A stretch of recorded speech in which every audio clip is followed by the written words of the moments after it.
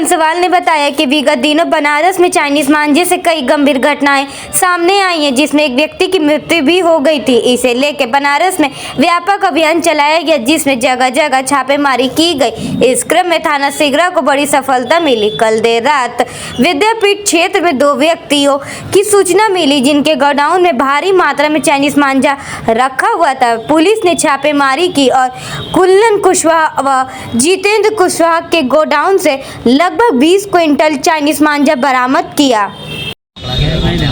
ये अभी विगत दिनों बनारस में कई घटनाएं ऐसी सामने आई थी जिसमें चाइनीज मांझा से कई लोग गंभीर रूप से घायल हुए, जिसमें एक व्यक्ति की मृत्यु हुई थी। इसी को लेकर के बनारस पुलिस द्वारा एक सघन अभियान चलाया गया था, जिसमें युद्ध स्तर पर छापेमारी की गई पूरे बनारस में, और इसी में थाना सिगरा को एक बड़ी कामयाबी हाथ लगी है। कल देर रात्रि में यहाँ पे जो विद्यापीठ चौकी क्षेत्र है, यहाँ पे 2 लोगों के ऊपर सूचना मिली थी कि इन्होंने गोडाउन में भारी मात्रा में चाइनीज़ मांझा जो है इन्होंने होर्डिंग करके रखा हुआ है। और इसी में जब छापेमारी की गई तो कुल्लन कुशवाहा और जितेंद्र कुशवाहा ये इनका गोडाउन था, जिसमें से लगभग 20 क्विंटल के करीब जो चाइनीज़ मांझा है ये बरामद हुआ। इनसे जब और गहराई से पूछताछ की गई कि फॉरवर्ड और बैकवर्ड लिंकेज इनकी पता की गई, तो इन्होंने बताया कि पास ही का लल्लापुरा क्षेत्र है चौकी का, उसी में एक और गोडाउन है जिसको मोहम्मद आजम और मोहम्मद अफजल जो है चलाते हैं, और इसमें भारी मात्रा में चाइनीज़ मांझा जो है होर्डिंग करके रखा गया है। इन पर जब छापामारी की गई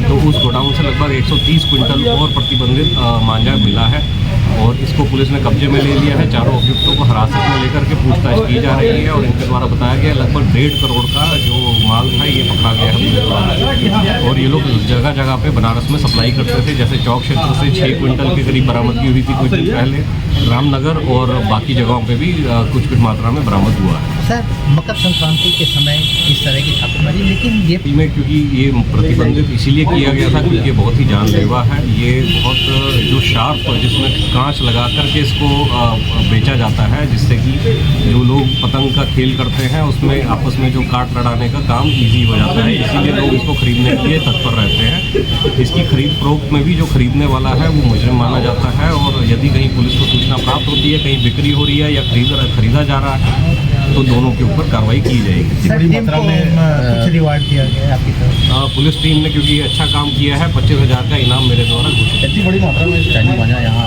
आना क्षेत्र में क्या नहीं मानते? ये कहीं ना कहीं से गोपनीय रूप से ब्लैक मार्केटिंग के रूप में ये लाया जा रहा है, और इसका भी जल्द खुलासा किया जाएगा कौन इसके पीछे है। यदि कोई गिरोह है तो उसका भी पता लगाया जाएगा, और गैंगस्टर एक्ट के तहत इसमें कार्रवाई की जाएगी। सर, जनता से किस तरह की अपील करेंगे? खासतौर से लोग अपने बच्चों को आगे बैठा के चलते हैं, बड़े भी नहीं बच पाते, तो बच्चों के लिए किस तरह की लोगों से अपील करेंगे? ये क्योंकि जो लावारिस तौर पे ये लटका रहता है मांझा, ये यदि चाइनीज़ मांझा भी ना होकर यदि सामान्य मांझा भी हो तो भी गंभीर चोट ये पहुंचा सकता है, क्योंकि जब तेज़ रफ्तार से कोई 2 पहिया वाहन आएगा और इसकी चपेट में आएगा तो ज़रूर वो मुंह या गले पे चोट कर देगा। इसलिए मीडिया की तरफ से सभी से हमारा अनुरोध है कि ट्रैफिक नियमों के तहत सभी लोग हेलमेट ज़रूर लगा के चले। बच्चे अगर यदि आगे बैठ रहे हैं तो बच्चों को भी हेलमेट पहनाएं, और पूरा मुंह कवर करने वाला हेलमेट पहनाएं, जिससे यदि ऐसा कोई लावारिस लटका भी रहता है, कोई वस्तु मांझा ही नहीं सिर्फ और भी कोई वस्तु यदि लटकी रहती है तो सर और मुँह बचा रहता है।